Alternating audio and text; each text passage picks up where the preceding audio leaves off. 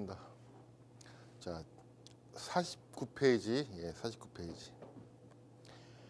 화재 안전 기준, 헤드 배치 기준, 해서 보시면은 우리가 그냥 조금 볼게요. 뭐 수평 거리, 무대부 특수가물 1.7m 이하, 레크시 창고 2.5m 이하, 아파트 3.2, 그 외에는 내화 구조 2.3, 내화 구조 아닐 때는 2.1. 그리고 연소할 우려가 있는 계급부. 연소할 우려가 있는 계급부라는 게 뭡니까? 방화 구획을 관통하는 컨베이어 벨트나 어떤 에스컬레이터, 그런 거 넣죠. 보시면은 그림이 뒤 어디 나올 텐데, 여기 잠깐 보시면은, 자, 일단 원칙은 뭡니까? 상하 좌우에 삥 둘러가면서 2.5m마다 설치를 하는데, 단 통행에 지장이 있을 때는 어떻게 한다? 상부만 하든지 또는 좌우만 하든지, 또는 상부만 하든지 좌우만 하든지, 그때는 폭은 1.2m, 1.2m. 연설 그러면은 1.2m면은 이게 그 콜드 숄더링이 문제가 될 수가 있다고 느낄 수 있는데 아니죠. 연소할 우려가 있는 계급에는 어떤 헤드를 설치를 한다? 국내는 개방형, 개방형 설치한다. 그리고 벽에서는 15cm 이하로 그렇게 있고, 연소할 우려 계급은 그다음에 레크시 창고는 3m마다, 그러니까 레크시 창고는 특수가해물은 3m마다, 그 외에는 6m마다 돼 있고, 측벽형 같은 경우에는 우리가 국내는 뭡니까? 폭이 9m 이하인 장소에는 어떻게 한다? 우리가 측벽형이 가능하다. 근데 이제 NFPA 같은 경우는 이게 살수 패턴 장애 별로 이렇게 안 좋아서 어쩔 수 없는 경우, 아까 했던 뭐 오버헤드 뭔가 그런 경우만 설치한다. 국내는 그래서 헤드는 3.6m마다인데 4.5m에서 9m는 양쪽으로, 아닌 경우에는 한쪽만, 4.5m 이하는 이제 한쪽만 그렇게 돼 있습니다. 돼 있고, 그러면 다 언급이 됐고, ES8도 한번 읽어봐 주시고요. 그다음에 헤드 뭐 선정 설치기 기준, 거기 보시면은 무대부 및 연소할 우려가 있는 계급부는 개방형, 공동주택은 조기 반응형, 표시 온도. 그다음에 뭐 간이 조금만 봐주시고, 헤드 설치 기준 보시면은 아까 똑같죠? 아까 똑같은데 그렇죠? 반경 60cm 이상의 공간 확보. 뭐 때문에? 패턴 장애. 벽에서 10cm 이격은 얘는 무슨 장애? 감지 장애를 방지하기 위해서. 부착면과 3cm 이하. 뭐 때문에? 감지 때문에. 반사판과 부착면 수평. 왜? 패턴 장애 때문에. 자, 기울기가 10cm 초과하는 경우는요, 거기 잠깐 보시면은,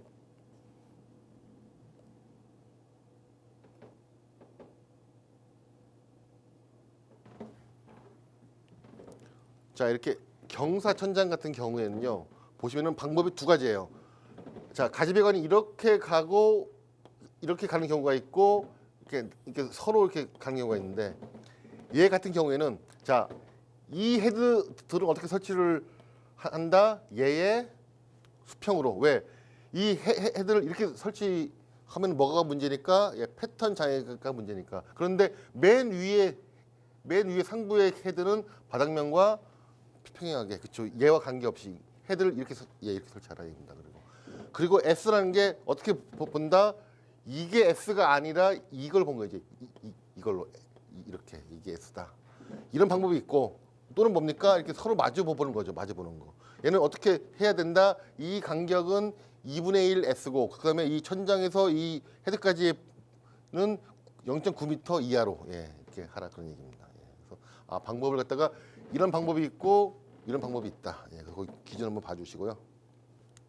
그다음에 아까 설명드렸고, 그다음에 습식 외에는 상향식 헤드를 해야 되는데 예외가 드랩 펜던트, 동파, 그다음에 개방형, 그다음에 측벽형 헤드, 그다음에 채폐판, 그런 얘기도 있고. 52페이지, 헤드 동작 시간 영향 인자. 자, 크게 우리가 지금 세 가지를 보거든요. 어떤 건축 특성, 그다음에 어떤 헤드 자체의 특성, 그다음에 설치를 어떻게 했느냐. 똑같은 헤드라도 높이가 높으면은, 그러니까 높은 천장에 설치하면 당연히 감지하는데 시간이 많이 걸리겠죠. 그러니까 동작하는데. 그래서 건축 특성은 천장 높이와 실내 온도, 그다음에 헤드 특성, 그렇죠. 크게 어떤 감도와 어떤 그 동작 온도로 해서 RTI와 표시 온도, 헤드 특성, 그다음에 설치 특성. 똑같은 헤드라도 내가 얘하고는 당연히 감지되는 시간이 다르죠. 그다음에 헤드 간격도 멀면 멀수록 어때요? 동작 시간이 더 길어지죠. 그래서 보시면은 배치 간격 또는 뭡니까? 천장과의 이격거리. 우리가 헤드의 동작 시간의 영향 인자는 크게 건축 특성, 그다음에 어떤 헤드 자체의 특성, 그다음에 어떻게 설치했느냐, 설치 특성에 따라서 이렇게 한 6가지로 크게 구분이 된다. 예, 좀 알아두시고요. 예, 중요합니다. 예, 중요한 내용이고. 그다음에 헤드 선정 시 고려 사항은 RTI, 그러니까 열감도, RTI 표시 온도, 살수 특성, 설치 방향, 오리피스 구경, 그다음에 뭐 특수한 적용. 여기 뭐 부식 장소다 그러면 당연히 내 부식성 있는 걸 써야 되겠죠. 그래서 열감도의 그러니까 열감도는 얼마나 열을 잘 흡수하는지, 예, 표시 온도 그런 게 있고, 우리가 지금 조기 반응형 헤드 쓰는 데는 어디 씁니까? 조기 반응형 잠자는 곳, 뭐 공동주택, 뭐 노유자 시설의 거실, 또 뭐 숙박 시설, 뭐 그런 데들 그렇죠. 뭐 오피스텔, 예, 병원의 입원실 그런데. 그다음에 살수 특성, 예, 살수 특성 이게 뭐냐면은 이 시면서 내가 지금 재현지 진압인지, 예, 뭐 그런 얘기들. 예. 그다음에 내가 어떤 바닥을 적시는지 또는 뭡니까? 벽면을 적시는지 뭐 그런 얘기들. 그다음에 설치 방향, 상향형, 하향형, 측벽형 그런 얘기고. 오리피스 구경이 결국 아까 제가 뭐라 했습니까? 그렇죠. K값. 예, K값 용지입니다. 그다음에 특수한 적용 봐주시고. 그다음에 이제 헤드 설치 제외 장소. 예. 우리는 크게 헤드가 필요 없는 장소, 예, 무슨 뭐 정수장, 뻘프 공장 이런 데는 좀 필요가 없겠죠. 그런 장소가 있고, 그다음에 효율성이 떨어지는 장소, 거기 보시면은 반자 내부. 그래서 거기 보시면 이제 반자 내부가 불연제로이고 2m 미만, 그리고 반자 및 벽에 이 벽까지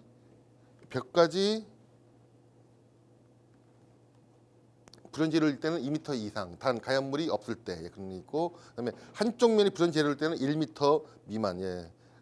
그다음에 그게 아닐 때는 0.5m일 때만 면제가 된다, 그런 얘기가 있고, 예. 그다음에 화장실 그런 데가 있고, 그다음에 헤드 설치 시 문제가 있는 장소, 예. 가장 대표적인 게 뭐 통신 전기실, 그렇죠. 또는 뭐 수술실, 또는 고온의 로가 설치된 장소, 예, 이런 데들이 지금 이렇게 설치하면 문제될 수 있는 장소고, 그다음에 기타 있는데, 여기 보시면은 그 설치 시 문제가 야기할 수 있는 장소 중에 뭐 그죠, 계단실. 우리가 계단실이나 경사로 또 계단에는 우리가 스프링클러 헤드 설치를 안 합니다. 왜? 피난 시 잠타면은 미끄러워서 위험할 수가 있죠. 예, 안 하는데 NFPA를 보면요, 계단인데 헤드를 설치해야 되는 장소가 있습니다. 어딜까요? 맨 계단의 맨 하부, 그러니까 지하 맨 밑에 있는 그 계단실, 그러니까 아니면 그 계단 거기.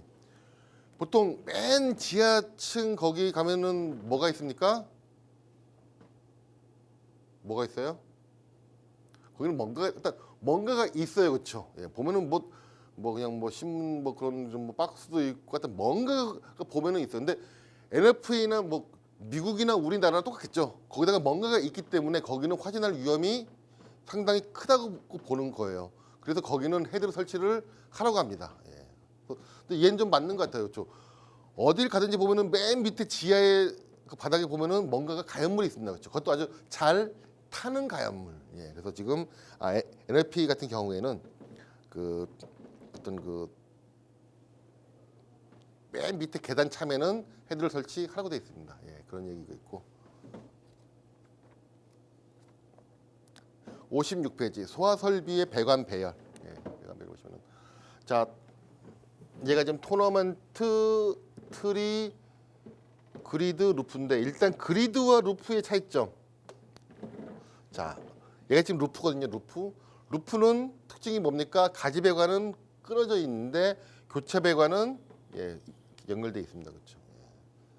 거에 반해서 그리드 배관은 가지 배관이 서로 연결된 거예요.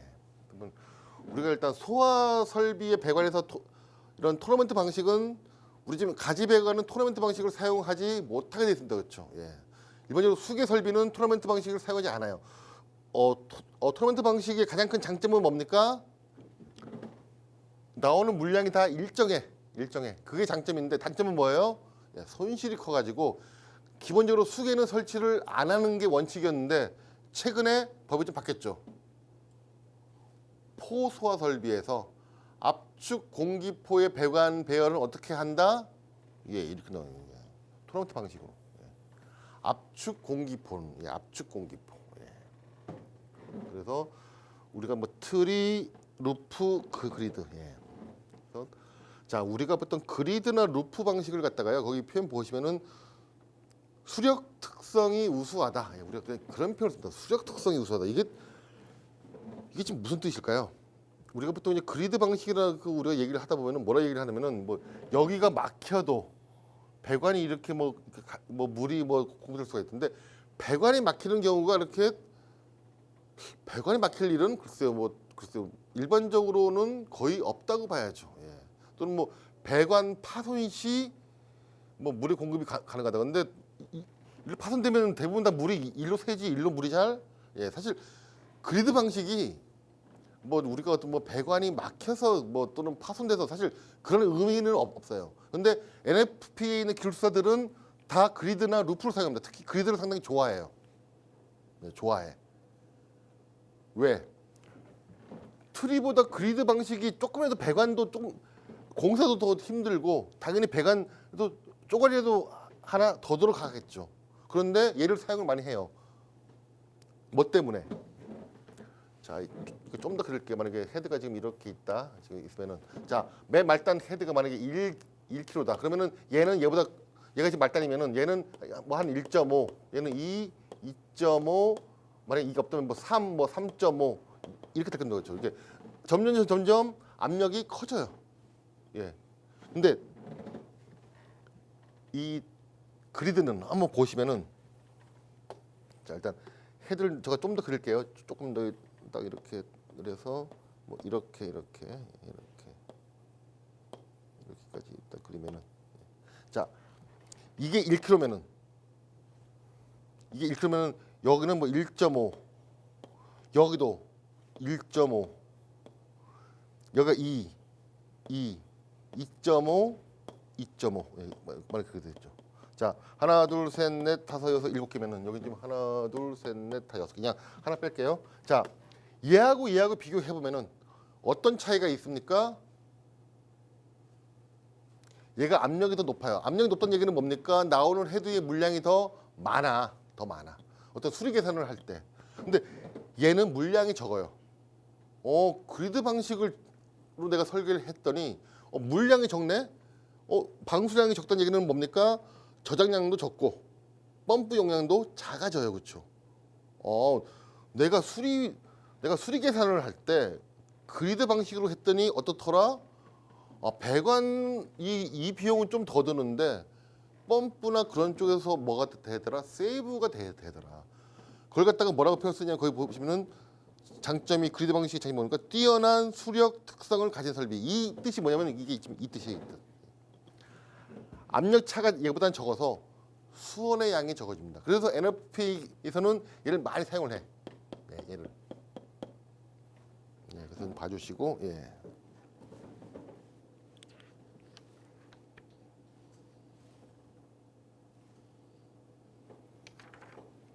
그 다음에 이제 58페이지 주거형. 주거형과 ESF까지 좀 보겠습니다. 그냥 교재로 볼게요. 자, 주거형 설비는 일단 목적이 뭡니까? 얘는 자, 지금 주거형하고 그 다음에 그 59페이지에 있는 ESF를 보시면은 주거형은 목적이 뭐예요? 어떤 인명 안전. 그에 반해서 ESFR은 아까 RDD, ADD와 관계 있죠. 예, 즉 화재 진입니다. 특히 어떤 창고 설비 같은 장소에서. 예, 그래서 보시면은 주거형 조건은 어떤 인명 보호인데 특히 중요한 거는 뭐다? 이건 어떤 아파트이기 때문에 어떤 아파트에 주로 설치를 하기 때문에 바닥보다는 포인트가 어디다? 예, 벽이다. 그래서 이 방사 패턴이 상당히 중요해요. 방사 패턴이 옆으로 많이 퍼져야 돼서 벽면을 시켜야 돼요. 벽면을 적셔서 벽면으로 화염 전파가 안 되도록 예, 그런 소리입니다. 그래서 보시면은 그 이제 그 어떤 조건은 CO 일산화탄소가 3,000 ppm 미만, CO가 4,300 미만, 뭐 93도, 288도. 예, 얘는 이제 그 NFPA 기준입니다. 국내 지금 인명안전 기준은 좀 다르죠. 온도가 60도, 60도인가요? 65도인가 좀 헷갈리네. 60도 그 정도고, 그다음에 연기층의 높이는 1.8m, CO의 농도가 1,400인가요? CO 1,400. 그리고 CO2가 5% 이하, 산소 농도 15% 이상. 저건 수치가 좀 헷갈리네요. 약 15% 이상인데 얘는 그러니까 NFPA 지금 얘기입니다. 그래서 성능 조건 일단 주거용 같은 경우에는 중요한 게 일단 당연히 조기 반응, 그러니까 조기 반응이죠. 그러니까 패스트면서도 퀵이, 그러니까 표시 온도도 낮고 그다음에 알테아이도 자극감을 사용해야 되고, 그러니까 감지 특성도 중요하고 뭣도 중요하다. 거기 나와 있는 방사 특성도 중요하다. 예, 봐주시고. ESF는 아까 그러니까 결국 이제 RDD, ADD 얘기죠. 얼마나 화염을 뚫고 소화수가 화면에 닿는지. 예, 그래서 우리가 그랬지 ADD가 RDD보다 더 커야 된다. 예. 배달되는 양이 더 많아야 된다. 필요한 양보다는 배달량이 더 많아야 된다. 실제로 배달된 양이 작으면은 소화가 안 된다. 예, 저 그런 설명을 드렸고, 거기 잠깐 또 보시면은 나머지 이제 그 ESF에 대한 뭐 이런 기준인데, 잠깐 보시면은 지금 높이가 13.7m입니다. 13.7. 이게 저가 맨 처음 수방 공부할 때는 이게 12.2m였거든요. 예, 그러다가 지금 13.7m로 이렇게 늘었어요. 얘가 아마 40피트고, 예, 얘가 지금 45피트인데요. 왜 이게 커졌습니까?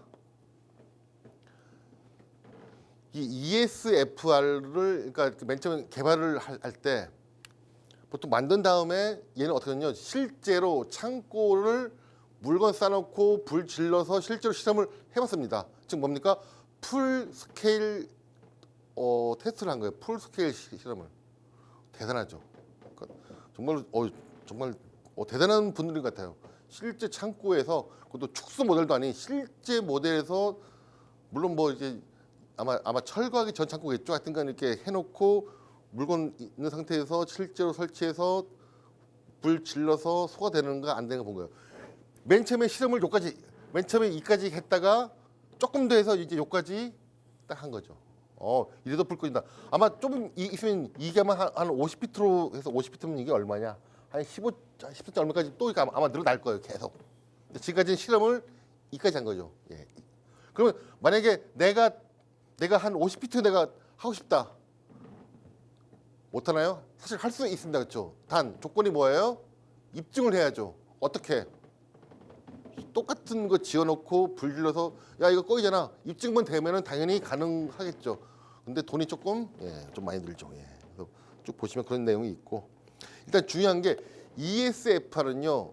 그 어떻게 보면 이제 이게 화재 진압이기 때문에 조그만 뭐 감지 장애라든지 또는 어떤 살수 패턴 장애가 생기면은 진압이 안 돼요. 그래서 일반 표준형보다 더 기준이 엄격하죠. 아까 그랬죠. 지금 파이프 섀도우 F 때문에 얘도 더 올려요. 얘도 올리고 헤드와 가연물 길이도 더 길게, 약 900mm 정도였는데 그런 것도 있고. 일단 그다음에 아까 감지 특성도 뭐였습니까? 환기구를 설치할 때도 어떻게 해야 된다?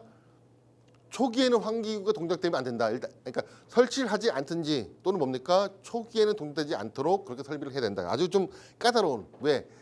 진압이기 때문에, 진압 때문에 그런 내용이 있고, 쭉 봐주시면은 뭐 장단점 나왔습니다. 그렇죠?